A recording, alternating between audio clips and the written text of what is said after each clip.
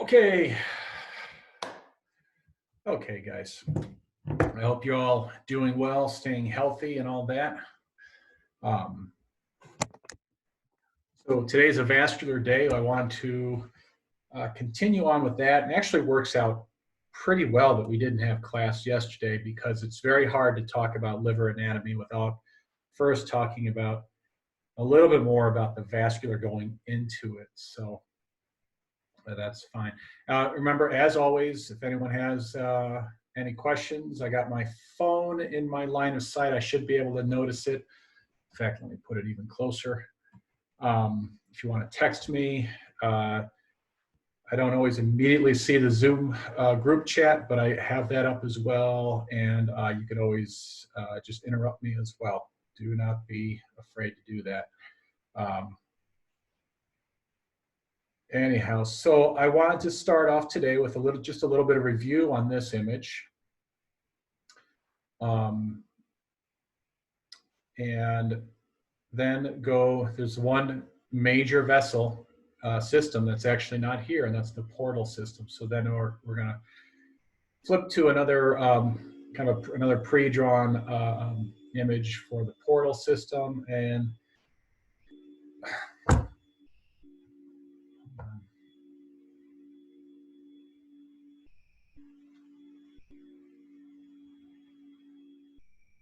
can you guys hear me? I can. Yes. Yes. Yeah, but you know what? We hear you. I hear you. You hear me fine? All right, well, I guess I'll go without my headphones. They just shut off on me, and oh, I know why, because they weren't connected to the Bluetooth, and they assumed I was doing nothing. But if you guys can hear me fine, I'll just go without the headphones for now. I do need to turn up the computer volume because I could barely hear you guys when you spoke. Okay, that should be better. Okay. All right. Let's do a little bit of review and then move forward. So how do I want to do this? This is pretty accurately drawn. It's not perfect. Proportions are a little bit off in places, but that's okay. All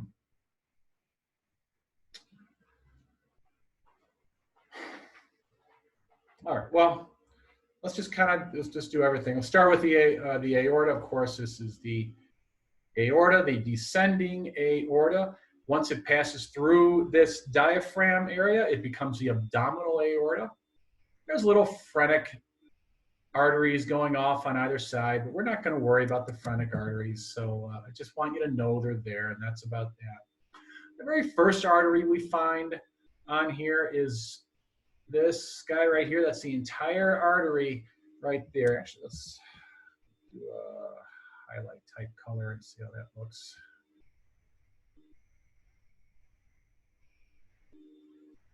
That's the entire artery right there. That is the celiac trunk or celiac axis. There's one little artery not drawn on this picture. Let's go ahead and just throw a little red artery going up and then over. That would be the left gastric artery. We don't always see that. It's a little bit small, but when we do, it's nice. And it's not terribly important artery, so if you don't see it, we don't waste our time on it. Going off towards the patient's left, or anyone's left, let's say situs inversus, is the pancreatic artery. That has a bunch of little radicals going off and feeding the stomach, which is in this area, and the pancreas. But did I just say pancreatic artery? Sorry, guys. I'm looking at a splenic artery. It has radicals going off into the pancreas, and of course, mainly feeds the spleen. Going off the other way is the hepatic. All right, I really can't. I'm not going to bother drawing in here because it gets too ugly too fast. But the hepatic artery here. That's the common, and proper is beyond that. And the GDA, the gastroduodenal artery, is right there. That's also, you can see I have a pancreas right here. Pancreatic head. Get rid of, oh, I can't. I don't have layers anymore. You see the pancreatic head. It's actually not behind. This pancreatic head is supposed to be in front of pretty much everything. Well, in front of these vessels anyway, this pancreas. So, and we see a little hole in the top of the pancreatic head. That is the GDA. And of course, the hepatic artery is split into right and left. Going a little further down, we run into this artery here, and that's going off to the patient's right. This whole artery, that is the superior mesenteric artery, and we're specifically going to talk about the SMV today, so superior mesenteric vein. Notice there is no vein so far emptying the intestines. Go a little farther down on the anterior. We'll skip these arteries over here, anterior.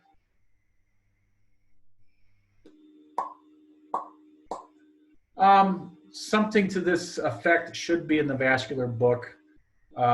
Neither book shows really, actually, no, I shouldn't say that. I just had a question about whether or not this is shown in the book. Where was I?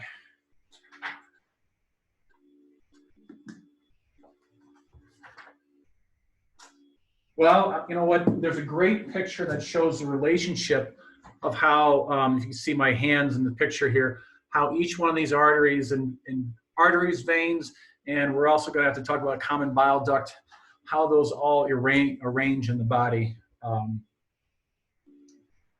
So yeah, and there's a good picture on there. I'll come up with that. But of course, down here, this is the inferior mesenteric artery. That has a vein as well. Superior. Now remember, these mesenteric arteries feed the intestines. So that's very important to remember. The splenic artery feeds mostly the spleen. And then, of course, we have the renal arteries going off to either side. I think those are pretty obvious. My gosh. My bad. It is your bad. It's okay. Life happens. Okay, then we go over to IVC. This is our, it's not even like close. What was I thinking? IVC. Let's see. Inferior vena cava. Whew.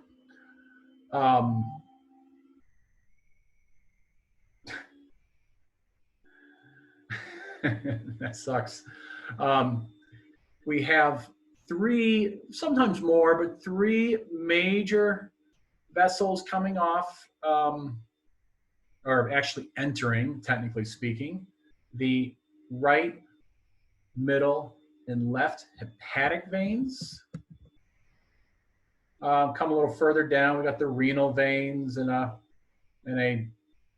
gonadal vein and a gonadal vein on this side, going back to the renal vein on that side. I did fail to mention the gonadal arteries, but it's actually not important for us right now. Okay, so that's just a really quick recap of what we did last time, kind of the stuff that we had to learn. So let me pull up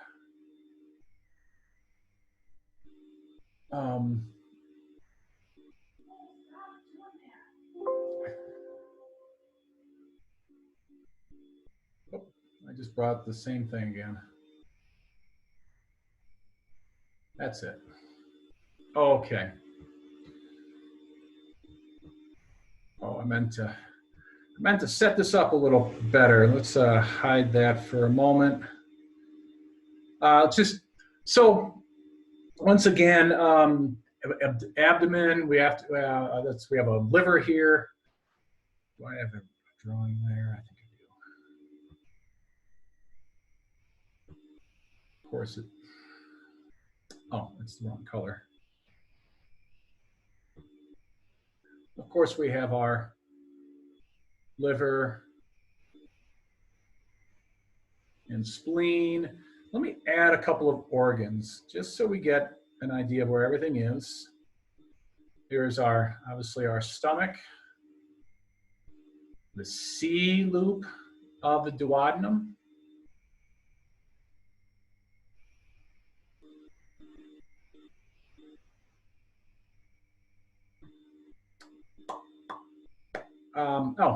We have a pancreas here. Oh, I drew that pancreas incorrectly. Actually, the tail should be higher than the head, and more superior, more towards the patient's head. So I really should have had a pancreas in that direction. I don't know what I was thinking there. Okay, so now let me add on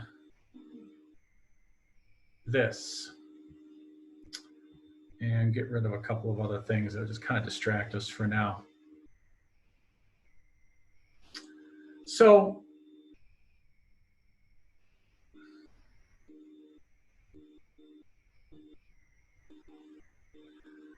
here we have our portal system.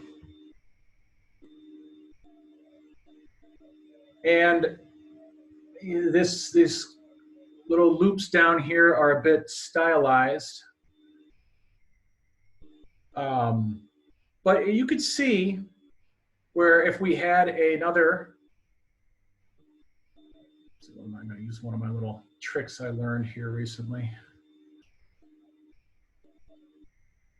If I were to add my superior mesenteric artery, all right, I thought that was going to be red. Pretend that's red. There's my superior mesenteric artery. My inferior mesenteric artery is more like down here, right? But it does the same thing. Because what both of these are doing, I'll make this like this. What both of these are doing, like I said, pretend these are arteries here, and of course I've drawn the vein in. It is now feeding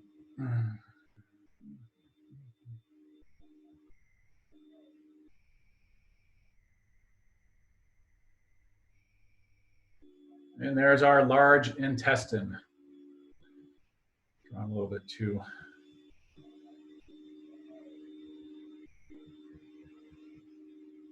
Okay, just real quick. That makes me happier. All right, obviously color brown is apropos for that. But you could see basically the reason for this configuration that I've drawn. You know, the way the C loops around, this loops around, this one loops around, and that one loops around. It's because they are feeding and draining the, among other intestines, the ascending, transverse, let's see, I'll kind of, ascending, transverse, and descending colon are from the mesenteric artery and the mesenteric veins.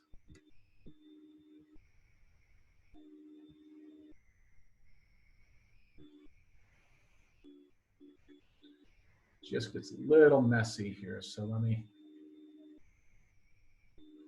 get that back to a little more reasonable.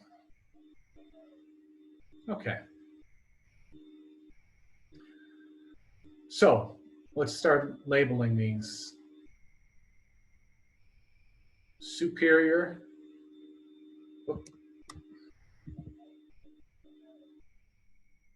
mesenteric vein. Inferior, having a hard time with the letter M today, mesenteric vein. The superior we do see, and it's part of the exam. We want to see that every time. It's actually pretty easy to find. It is anterior to pretty much all the intestines. So it's not hidden, at least not to about this level. If you kind of pretend halfway down the belly, it does get a little hard to follow. But we're able to see it in this area here. And it is pretty much anterior to the aorta, IVC. The inferior mesenteric vein, we often, or we rarely ever see this one. So this is not a part of the exam, but it is good to know that it's there. Okay. So they both come up to, well, this vein. Well, as you can imagine, this is the splenic vein. The splenic vein. It lies posterior to the pancreas. So as we are scanning from our point of view, it kind of looks like the pancreas sits like that on top of the splenic vein. Technically speaking, we're looking down on this picture though, so that's not exactly where it would be, but you get the general idea. So the pancreas is intimately involved with the splenic vein. That's important for us to know. As the splenic vein and the superior mesenteric vein come together, and they do this right under the head of the pancreas, we have what's known as the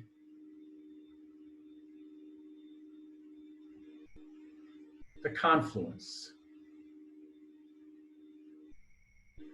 And obviously, it's a confluence of two vessels. Let's remind ourselves the direction of flow here.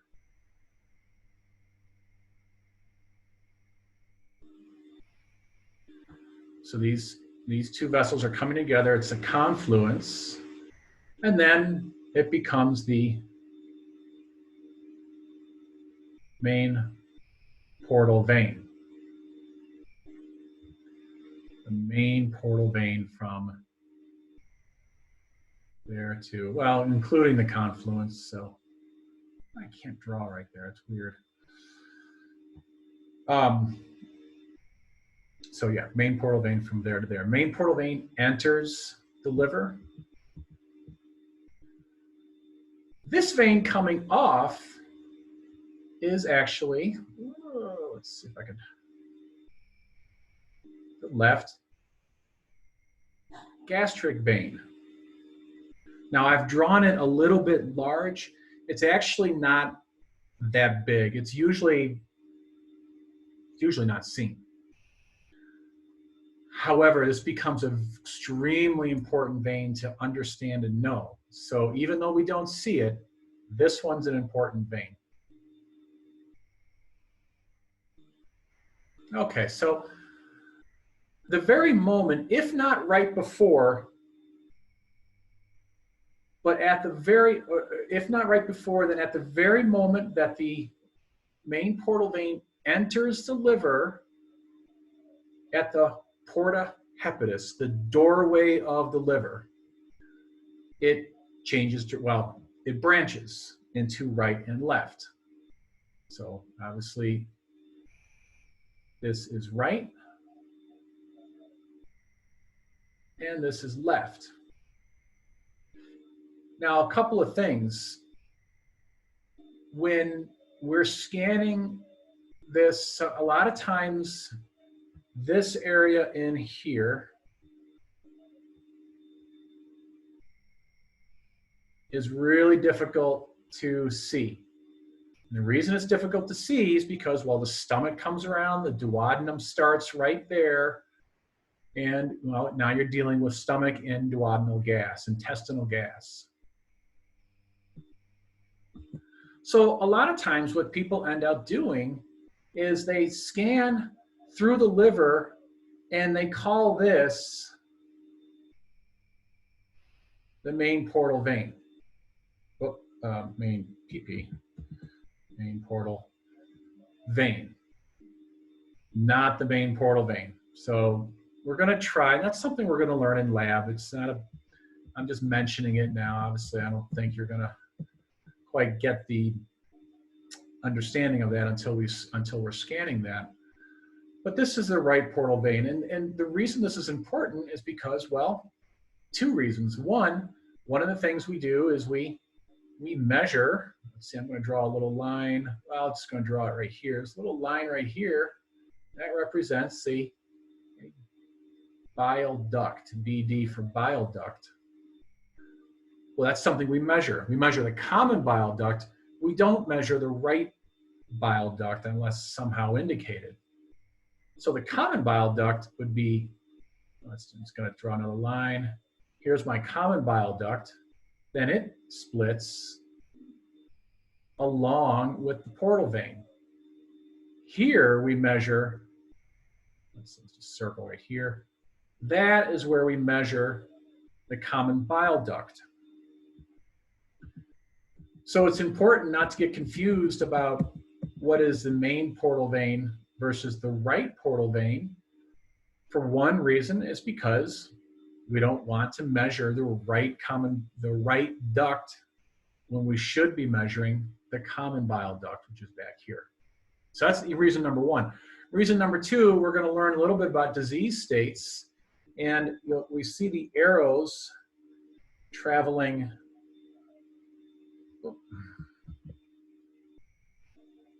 Let's just that way, and then that way. Our blood from the main portal vein is traveling into the liver. By the way, that is called, zoom up a little bit, I'll draw right better here. So flow going into the liver from the portal is called hepatopetal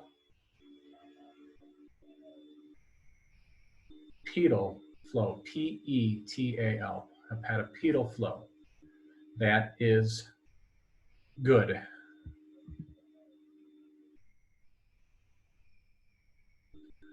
There are disease states where one or both of these branches are going backwards. Backwards flow, I haven't given myself enough room, have I? You know what, let me do something really quick, guys.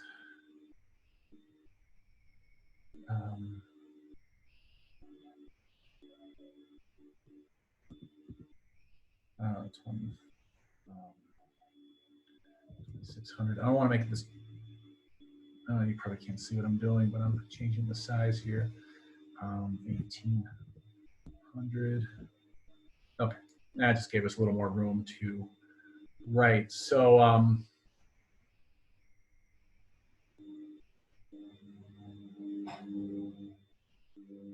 hepatopetal is good.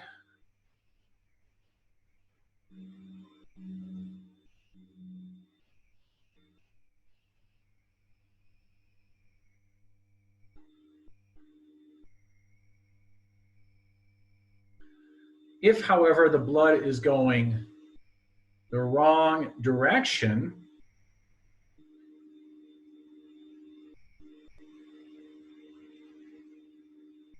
backward flow, that's called hepatofugal. Still, I didn't give myself too much more, did I?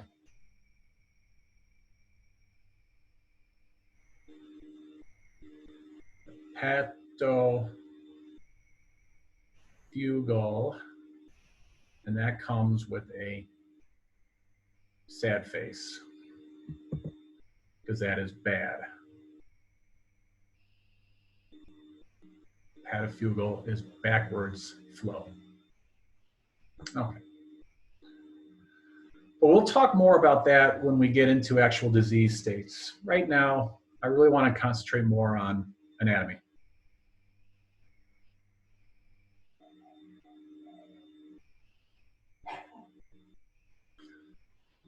All right.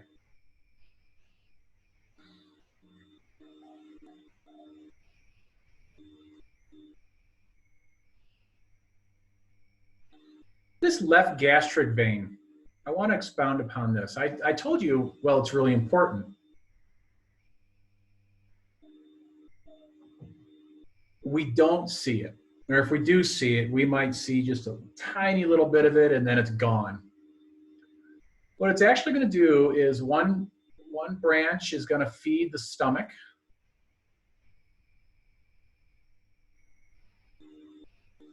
Another branch of it is going to feed the lower third of the esophagus. I'm just going to say lower esophagus.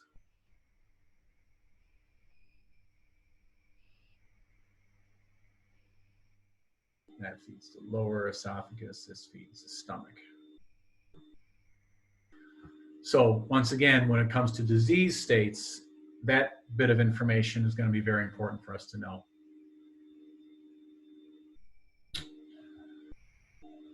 Wow.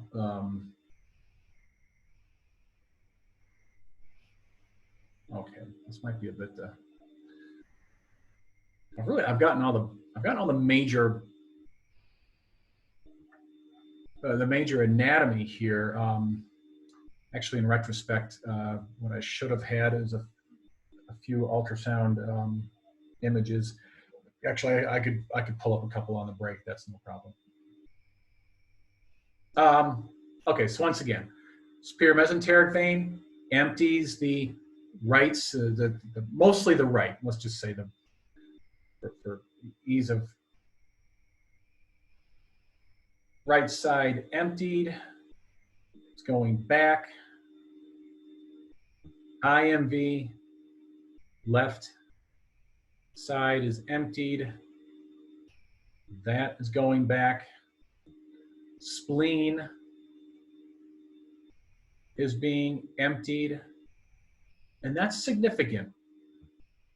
Going back, and then everything is going back into the liver, and that's hepatopetal flow. That's what we want to see. Okay, so let's talk about, so why? Why? I think you probably can figure out. I drew the intestines in here earlier. I drew the large intestines, but remember, we got all sorts of intestines in here. And the liver is a very important organ. It has over 500 functions. One of them it helps with digestion, storage. So I think I was supposed to drop the E on storage. That's okay. Digestion, storage. It converts sugars into more usable forms. It takes fat and either stores it or distributes it. The liver is taking all the nutrients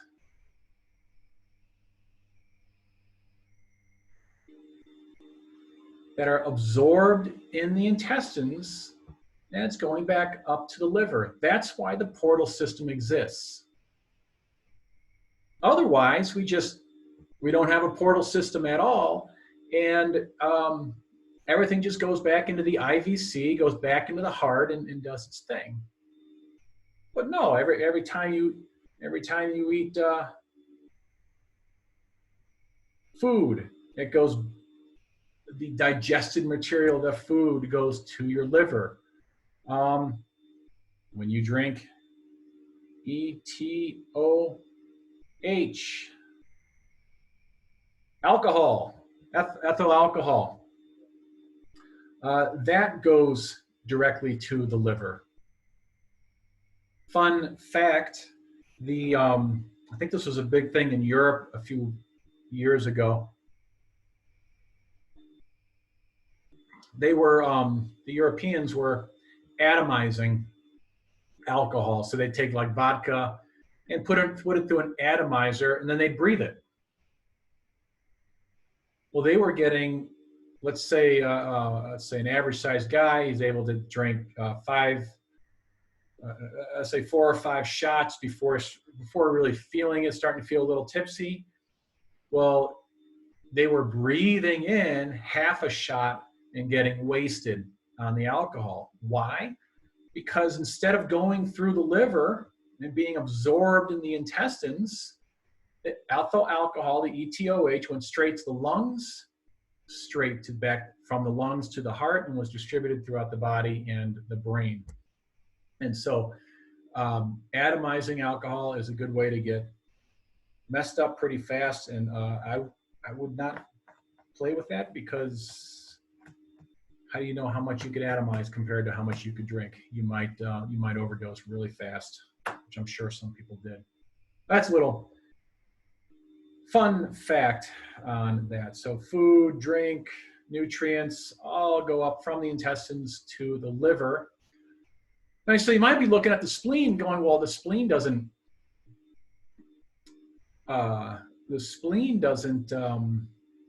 digest anything. It's not part of the digestive tract. And you're correct. Actually, the spleen, if people ask me all the time, well, when I was a tech, people ask me all the time, what does the spleen do? And I would just say it was the largest lymph node in the body. And that's actually not terribly inaccurate. It is. It's filled with lymph. It does have to do with like the rest of the lymph system. You know, it handles infections and everything. But the other thing the spleen does, it culls. And culling is a term removing, like believe it or not, I used to work a farm and we would cull sheep, remove sheep from the herd. I know some of you are freaking out right now. I know my last class still doesn't believe me. But culling is removing. So it culls old red blood cells. And actually it does quite a bit every day. There's a lot of red blood cells. There's a lot of blood in your body, and a lot of it's old. And after 3 months, it is considered elderly and it is removed from the system. And the parts of that red blood cell are effectively, they need to be handled as well. And so that goes to the liver to be handled, and actually a big part of our bile. And most of it is excreted through the intestines. And that's through the biliary system. So it goes to the liver to be processed, goes into the biliary system, and then back out, and is removed from the body through the intestines. Let me pause and think here.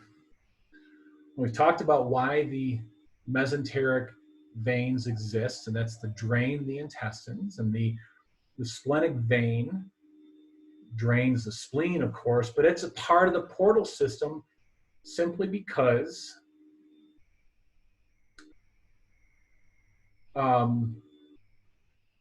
those old red blood cells, they need to be processed as well. They don't need to go throughout the body. They need to go straight to the liver. So that really makes sense as well. The left gastric vein, that's really a part of the intestinal system as well. You know what? There is one thing I totally forgot. Let me just draw a little vein here.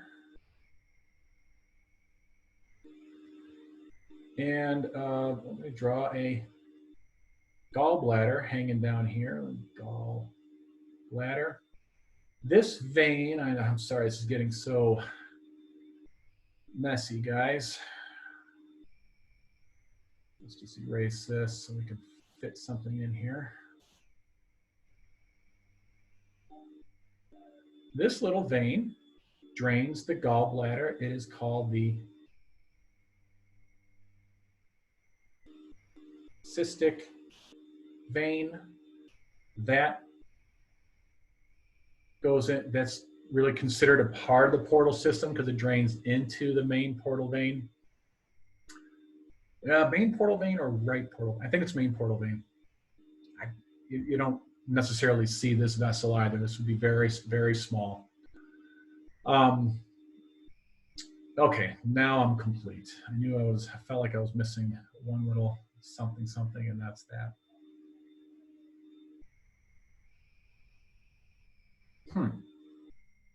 This was a little bit too easy of a.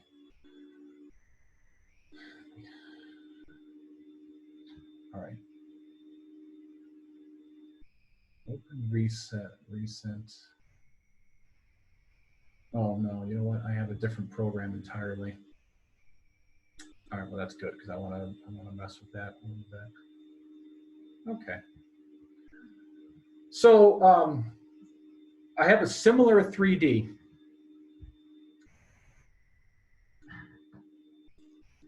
Let me show you one thing about this. Notice this vessel, the main portal vein here is from the start. Why can't I draw right there? All right, I'll just go from the start. One more time. From the start up to here, it is more or less 45 degrees. That means that when you put your transducer down, you're going to put your transducer at a 45-degree angle. I don't know what I've done there. Somewhere. You're going to put your transducer at a 45-degree angle to find the main portal vein. If you don't find it, this is a 45-degree angle in the epigastrium. If there's too much gas in this whole area, and there very well could be, and very often is because of the stomach and everything else we have to deal with, the duodenum, then you come up over the ribs and you follow exactly, and then you simply look back downward towards this as well. And that's something I think we will definitely have to talk about in lab, but I just want to point out this is a 45-degree angle. Students do have a really hard time keeping that in their head, and that's okay. That's life happens, eh? No, that's not what I wanted.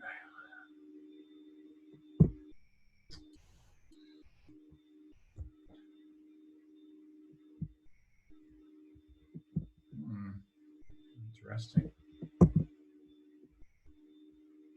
Okay, there we go. What happened there? Okay. I didn't do much anyway. Okay, so this was really hard for me to draw. I certainly don't understand this 3D program that well, but this was important, and I actually think you guys have an advantage that my other students have never had, and that's actually get this in 3 dimensions. We're going to be able to twirl this around as well. So let me.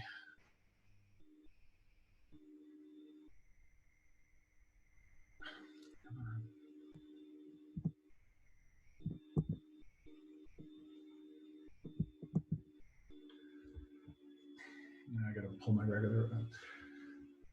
So I got a little glare on my screen. I can barely see it. Okay, so what we have here is a liver. I don't think I can. I think I could draw directly on things. Let's see. Well, we know that this is a liver, right? That's pretty. Liver, spleen here. This is going to be our pancreas. Now remember I said the pancreas sits on top of the splenic vein. From this perspective, as we're looking, we could barely see the splenic vein. We only see like a little piece of it right there.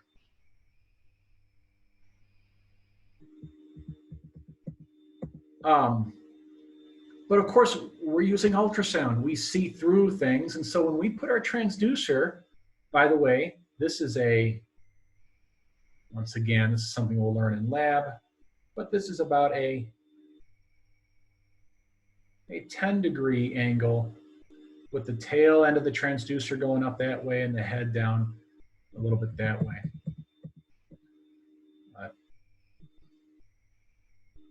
So here's our pancreas sitting on top of the splenic vein. This down here, and this is kind of unartfully done, but we have our superior mesenteric vein coming up. I did not bother drawing the inferior mesenteric vein because this was hard enough as it were. The superior mesenteric veins coming up, and they're meeting right here. In fact, I didn't think about it at the time, but my main portal vein is going straight across, and it should be at a 45-degree angle. But let's turn this around a bit.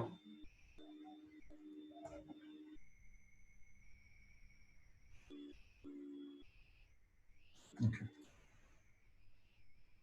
Let's turn this guy around. From the back side, we could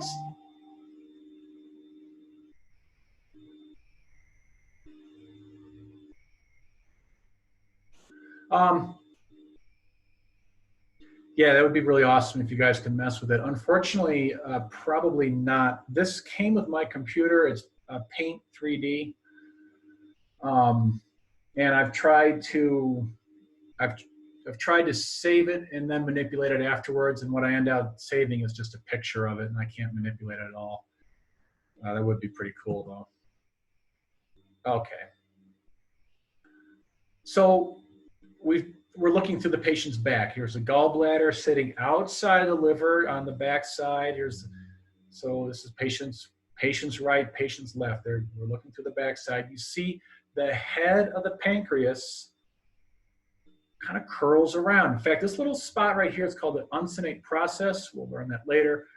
But it curls around. So this confluence between the splenic vein and the superior mesenteric vein occurs right here, kind of behind the head.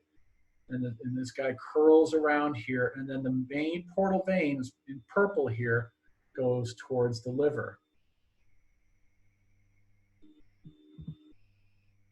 Did I just... Ball. No. Ball. Thank you. So let's see. You see the superior mesenteric vein. You can imagine there's an aorta down here, an IVC, and the superior mesenteric vein is anterior to those. I'm really proud of this little green guy. That's the common bile duct, and it goes through the head of the pancreas, pokes out of the head of the pancreas, and goes straight into the duodenum. That's how bile enters our intestines, is right at that point right there. Pretty proud of that little guy.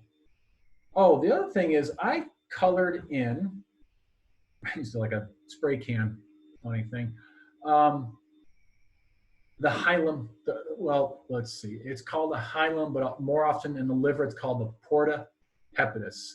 It's just an area, guys. It's not a specific thing. It's more like a doorway is, or an opening to a cave is an opening. It's not, there's nothing actually in the opening. Well, in this case, there are things. There's the portal triad. Well, that's something we need to...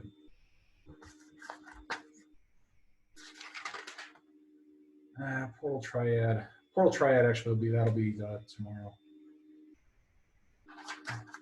It's a little confusing between these two. Okay, that's fine. Yeah, porta hepatis or hilum of the liver, hilum of the spleen is in green over here. I could highlight different things in here. And you could actually see the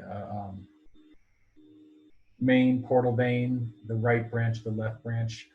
Oh, that's something I do have more to talk about. I knew I was skipping something, guys. So back there.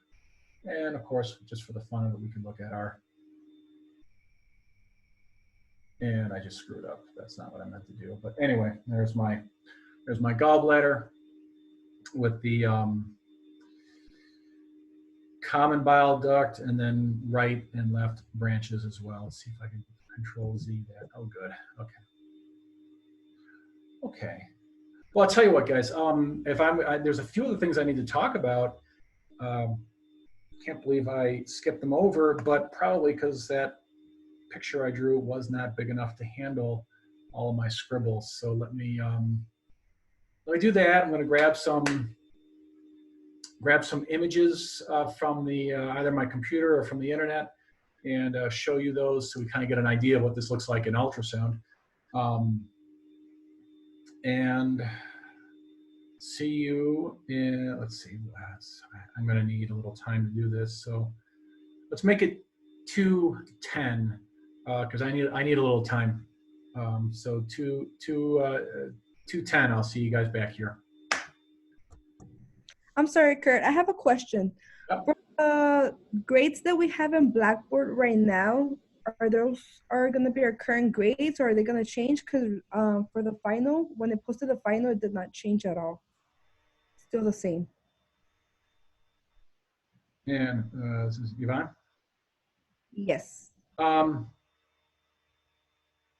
me. When the final was posted, do you mean the time frame from when you finished taking the exam, the final, to the point where I converted to check marks to an actual grade? Yes. Yeah. So.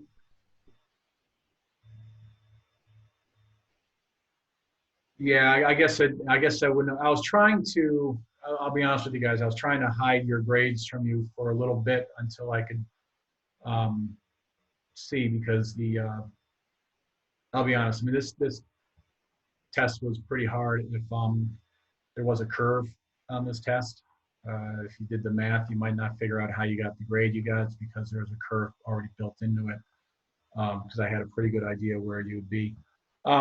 But yeah, from the point of time where you finished your exam to the point of time where I switched it from a check mark to an actual grade, all I did was change the parameters of that column, and I was kind of hoping that it wouldn't affect your grade, but now in retrospect, initially wouldn't affect your grade, because I wanted to honestly keep it from you for a half an hour before I did that. But yeah, so that's that. But let me I could double. You want me to double check anything? No, I just wanted to make sure if it was actually going to be our grade. Yeah, it should be the final grades. Okay. But let me double check on. Because it didn't change anything for Nena's class either. Like the grade that I had before taking the final, it stayed the same completely. Like nothing changed. Okay, Nana. What I'm thinking is that the final is 30% of our grade, so I think it's not like the 30% that like in your chart. I don't know how you guys change it, but I think it's not like 30%. That's why it's not changing for any of our classes. Because also in your class with my final, it didn't change at all. Yeah, like I still have the same grade. I'll double check both of them. Sometimes the columns don't talk to each other correctly.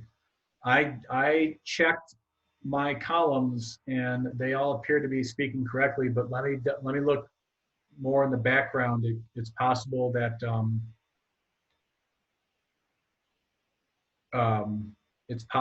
there was, for some reason, they didn't communicate.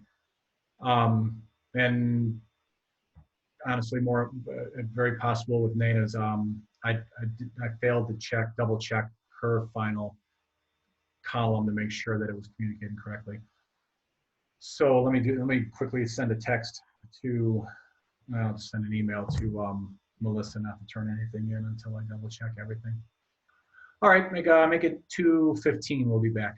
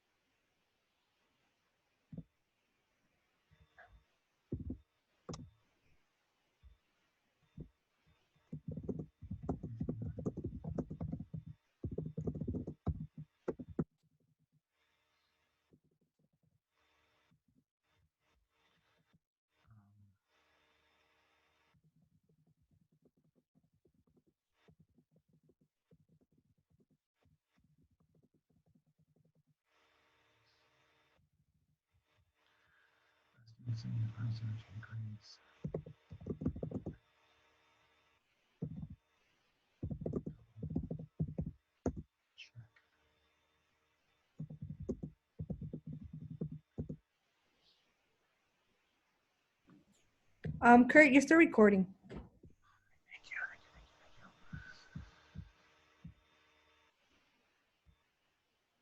Zoom recording.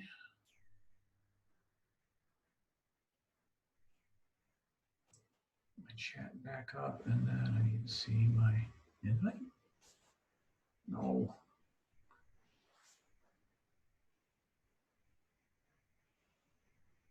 Oh, participants. Okay, there we go. Okay, guys. So one thing I wanted to talk about, if I didn't talk about it today, I just simply talk about it tomorrow. So it's not a big deal at all. My big bald head out of the picture a little more. And it has to do, there's external anatomy and then internal anatomy. Let me just answer Melissa.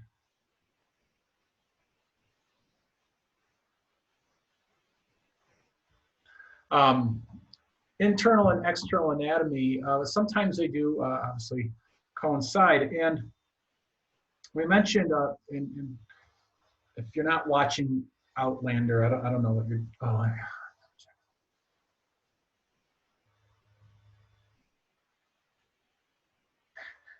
okay, just checking the group chat there.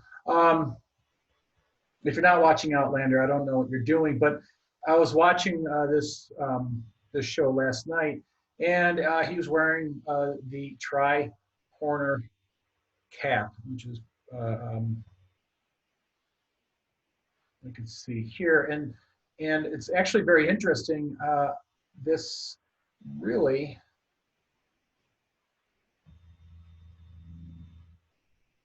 has there. It looks a lot like what the liver looks like in a way. We have the well, there's two names down here. I got to look at my notes and see what I gave you. There is the actual, and I know it seems like I might be jumping. Wait, I thought we were just talking about the inside liver and the vascular, and then now.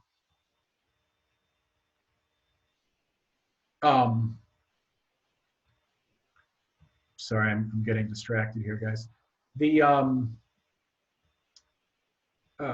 there's a method for my madness. So hopefully we spoke about yesterday, several days ago, that there's a double fold of peritoneum. That is actually called, the double fold of peritoneum is actually called the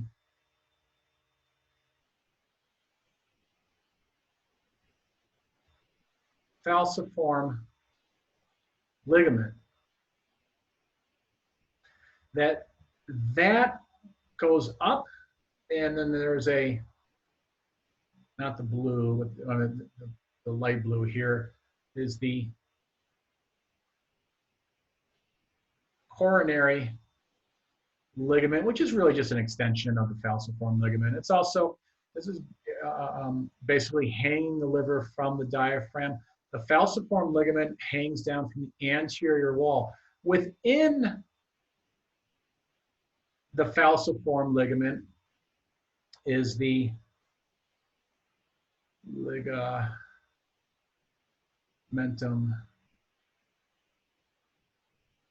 teres.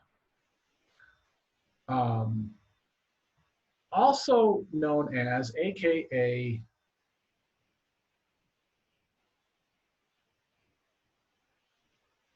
the round ligament of the liver because it is round.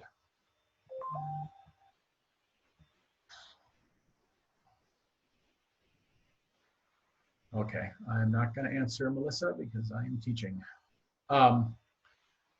Also, ligamentum teres is also known as the round ligament, but more commonly the ligamentum teres. I'm going to tell you about this in just a second and why I bring this up. And this is the area that no peritoneum, no visceral peritoneum covers the liver. That is called the bare area. Okay, well, so as I was, whoa, that's definitely not what I want to do. As I was looking at this, this guy's hat here, I noticed that, well, falciform ligament,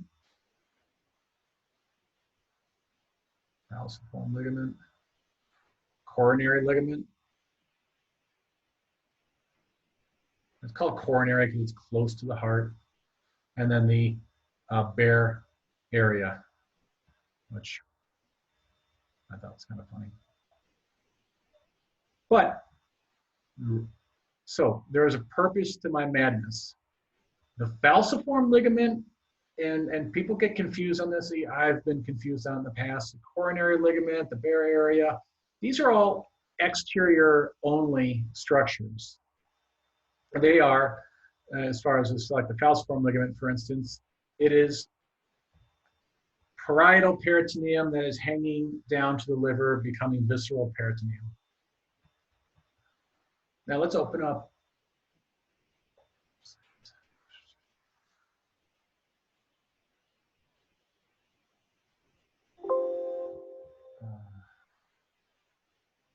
Okay, yeah, this is where I want to be.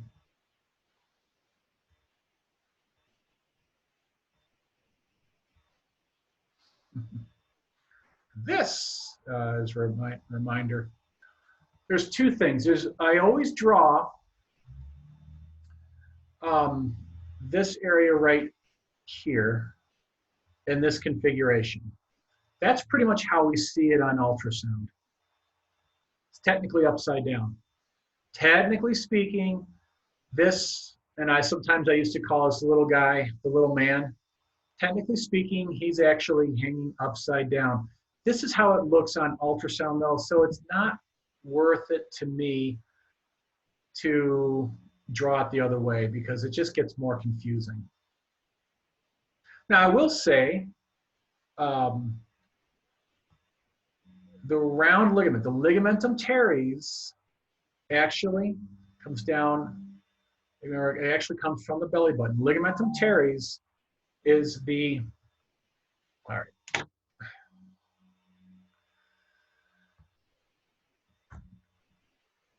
Okay, I silenced my phone, so if you guys need to contact me, use another method. The ligamentum teres, or the round ligament, it used to be the umbilical vein.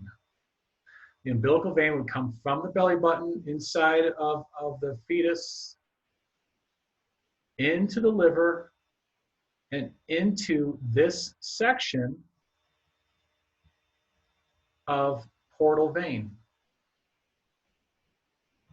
I think your book calls it the ascending. Oh no. This is called the, not with a W.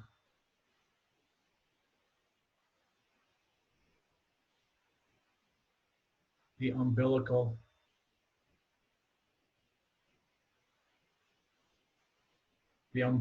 segment of left portal vein. Because it's all left portal vein. From here all the way up is left portal vein. But this is the umbilical segment. And we'll talk about this more in depth later, but what happens is the umbilical vein comes in, goes through this segment of liver, and actually continues on and goes almost directly into the heart. Goes into the IVC, but then almost directly through the IVC into the heart. It's a bypass.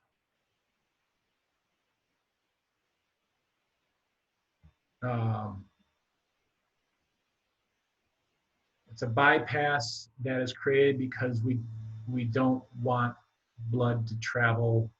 We want the blood that comes from the placenta to go straight to, from the placenta to go straight to the fetus's heart and then throughout the body. So why did I mention this? Well, I mentioned this only because, one, I draw this upside down, but that's what it looks like for us anyway. So it really is kind of not upside down for us from an ultrasound point of view. And it's also called the umbilical segment of the left portal. Good Lord, Kurt, left portal vein. It's been almost, okay. So I've got some images here that we should talk about. Now here we have a vessel that looks a lot like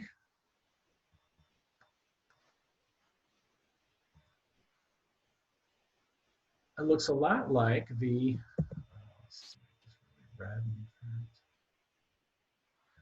superior mesenteric artery. Remember, the superior mesenteric artery comes off and goes down like that, and the aorta is here, and the little artery here. But it's not. Obviously, it's not. Otherwise, I wouldn't be talking about it. It's a superior mesenteric vein. The artery is obviously going that direction because we're feeding the mesentery. The superior mesenteric vein, on the other hand, is coming back up. So on my 3D image, this is the one that was sticking way down because we were looking at it from a top-down anterior point of view. Here we see portal vein. Well, what's really happening is superior mesenteric vein is coming up. Usually gets a little bit bigger right here. They say portal vein. It's not inaccurate. I'm going to call it, though, the confluence. So in another plane that we cannot see, there's a splenic vein is coming in here as well. So portal vein means that the SMV and the splenic vein have come together. And if we could see a little more of the portal vein, it would actually be kind of going off more towards us in this direction, and obviously eventually up into the liver. So like I said, they say portal vein, fine. I say confluence. We're both right. We'll agree to disagree.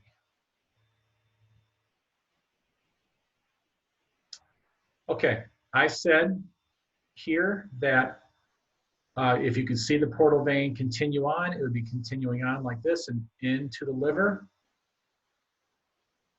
So all we had to do to get to this picture is turn our transducer just a little bit. We didn't even have to move our transducer. We just simply turned. It's going to drive me crazy. All right. So here we have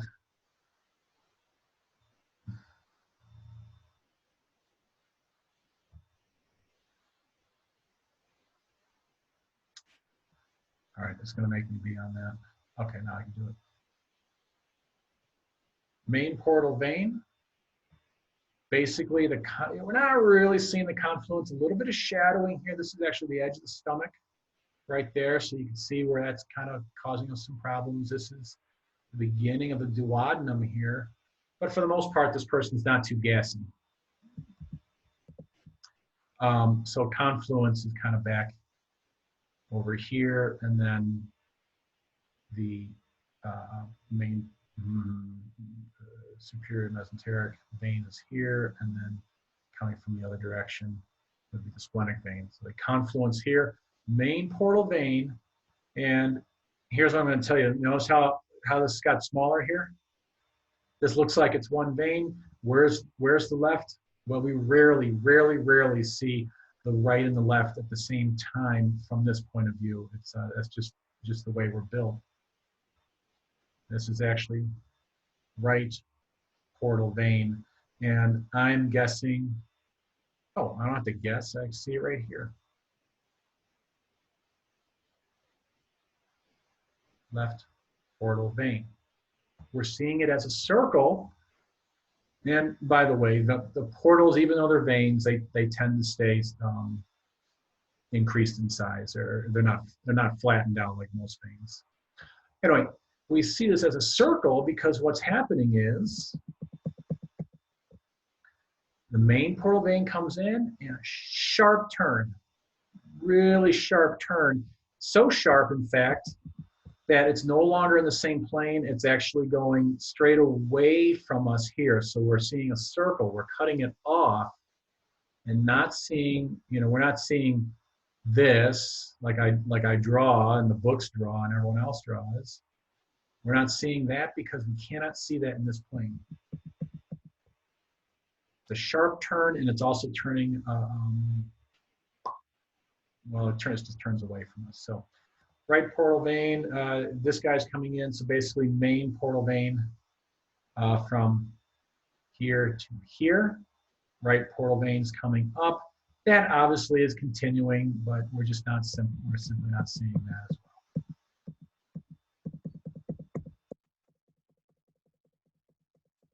What else can we get from this? This is the gallbladder here. What happened? Can't draw it anymore. All right, this would be gallbladder. This little, hopefully you can see my line, that is a duct. It's not the common bile duct because it's the right duct. Common bile duct, well, actually there's a piece of common bile duct back here. Oh, and this is the IVC, inferior vena cava down here. Here, now I can draw on it. IVC. Right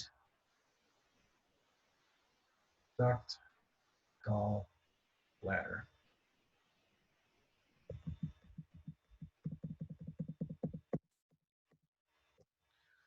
Okay, let's go along. See what this looks like. Oh, you are kidding me.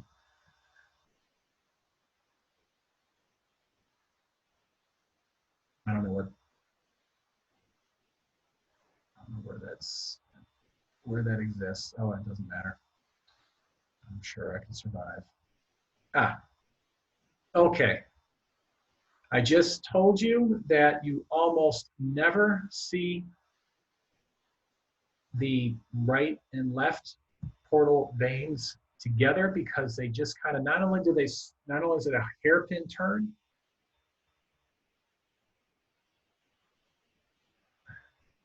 not only is he, sorry, reading the comments here. Not only is it turn, but it also turns away. So this is the exception here. By the way, the portal veins, in this case, the main portal vein, left portal vein, and part of the anterior portal vein on the right, we leave them red because this vein actually feeds an organ.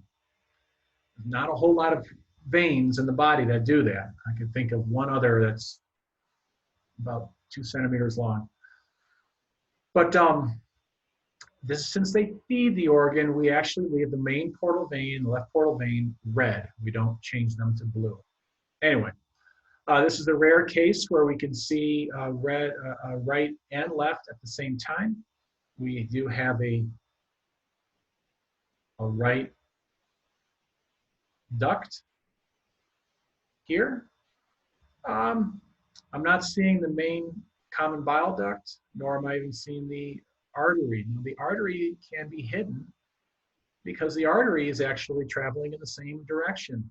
Both are going to be red. Both the vein and the artery are going to be red because they're traveling in the same direction. So sometimes the artery is just hidden inside of here. As the right portal vein goes, it splits into a anterior and a posterior branch. Obviously, this one is blue because it's traveling away from our camera.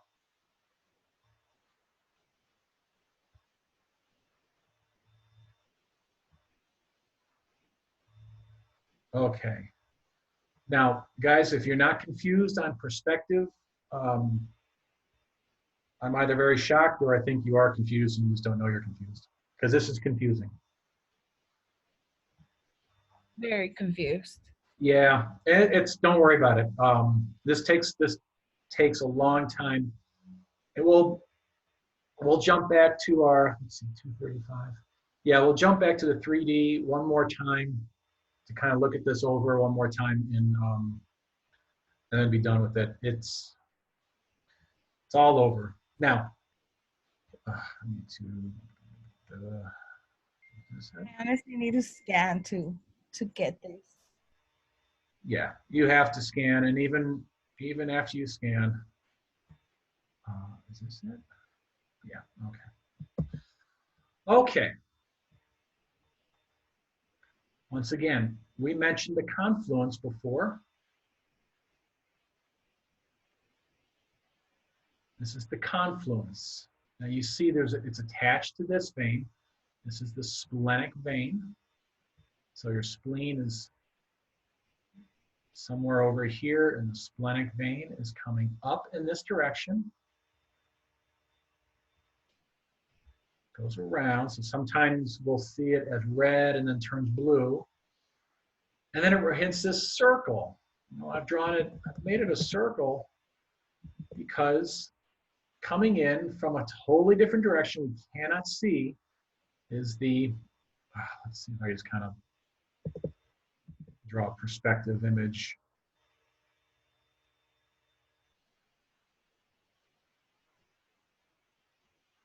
Is the superior mesenteric vein coming in from that direction. In other words, coming in as if we were the origin of the superior mesenteric vein, we're looking straight down on it. And that's what's so confusing, is that at this confluence, you cannot really ever see both the splenic vein and let's just pretend it's over here, the superior mesenteric vein at the same time, because they're completely different planes. This is a transverse image. So we're able to see the whole pancreas. In fact, let me outline the pancreas for you. Here's that little part where I said that hugs the confluence. All the way down the tail. The tail, the tail goes farther than that, but that's as far as I can see. So that's the pancreas I just outlined. Might as well use a different color. The splenic vein, just outlined that as a splenic vein. Not red, that's horrible. And then the confluence here of the splenic vein and the superior mesenteric vein, which we cannot possibly see from this angle. Just to remind you guys, and like I said, I know this is hard. Aorta, that means if there's something above the aorta, and it's not greatly seen here, but surrounded by some fat. Oh, they just say artery. That's the superior mesenteric artery. So the superior mesenteric artery is coming straight at us. Superior mesenteric vein is going straight away from us.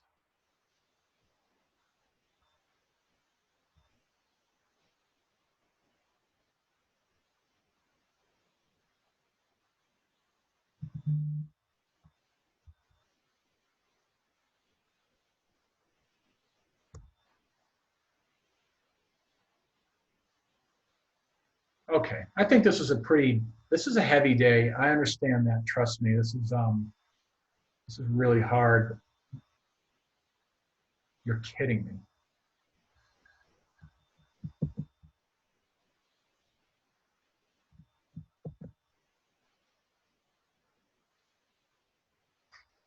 You guys can see that, right? I mean, it's not just me. Okay. This is backwards.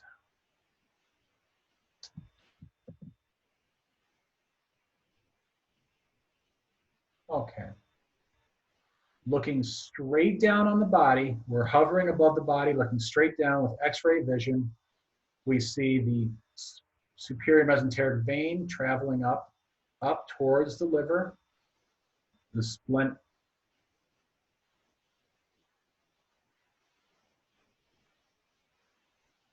splenic vein is traveling from the spleen. We made this confluence here, and main portal vein goes into the liver. If we were to think about this and how a little more of a sagittal view,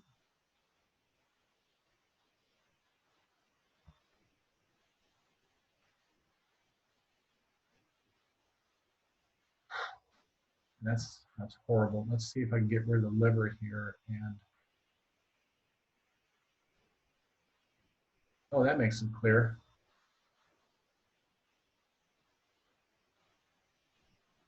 All right, let's just try this anyway.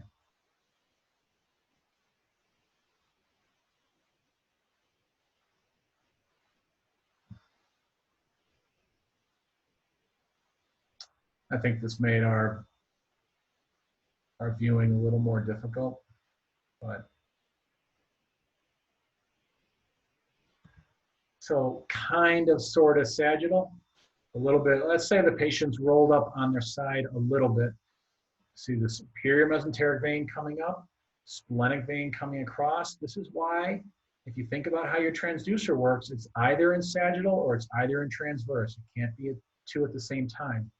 So that's why the confluence only could ever show one of these vessels, one or the other. We turn just a little bit, we could go from the confluence to the main portal vein up into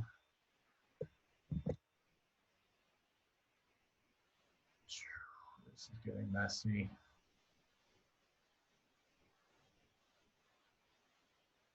Oh, not too bad.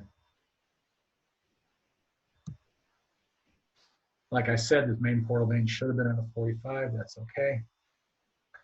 So this is an anatomical view from like an X-ray vision view. We cannot do this with ultrasound. That's why you'll never see this configuration in ultrasound. We only see one bit at a time.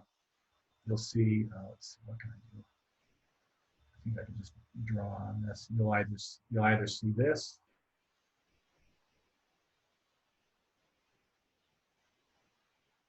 Okay, now I can't see anything. All right, you'll either see this, this, or this, and then once you go up to here, you'll see main portal vein the right, or you'll see the left. And very, very rarely will you see main portal right and left at the same time.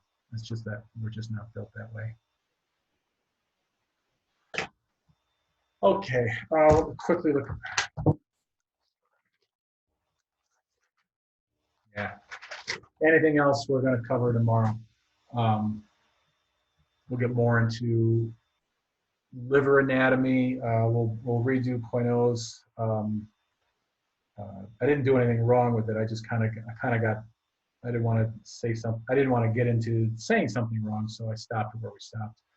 A little more liver anatomy, and then we have to start talking about the some of the functions of the liver as well. So you guys had some questions on your grades. Um, I've alerted Melissa and Nana to hold off until I get a chance to go through every class and make sure that uh, every column is communicating correctly. And I did identify an error, at least in patient care. Uh, Blackboard is difficult, but fortunately I am kind of the school's Blackboard expert, so-called, supposedly. No training on it, just all self-taught. So I'm going to get right on that and make sure that correct grades go in. And I don't initially see why in physics, your physics exam, final exam, most certainly should have changed. It certainly appears the grades are communicating. There's one. I'm just going to. I'll choose one of you. John Paul. I'm just going to choose you, and I'm going to temporarily change your final grade. So if you see something wacky, don't freak out. I'm just going to change it and then change it back just to see what happens. And that's about it. Any questions? Remember when you said about attendance for vascular? Do we have to go and do like a discussion thing, or does this count? So still no one knows what they're doing. But my feeling is discussion boards are a waste of time unless they're actually well thought out. And I haven't thought that out at all. And I've expressed that to Melissa, and she agrees that it's stupid just to have you guys get on just for the sake of that. I think by, well, one, I'm clocking you in, but I'm going to put 1 or 2 videos per week in your labs. View the videos. They are good. I'm going through quite a few to kind of get ones that are decent for you. And I think just the fact that we're communicating now is going to should be good enough. But they're having constant meetings about that because last time we had a pandemic, they didn't have internet. So, any other questions? Do we have anything that's going to be due this week, homework-wise, from the book? For my sake, no.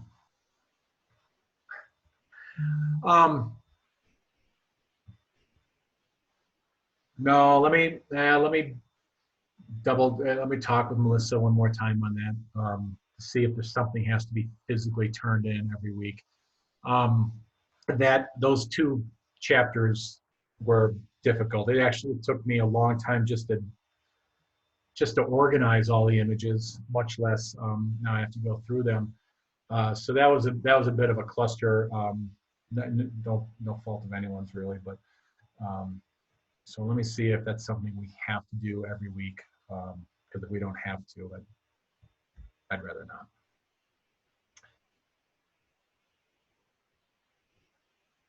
Anything? No, I might as well stop recording before I incriminate myself even more.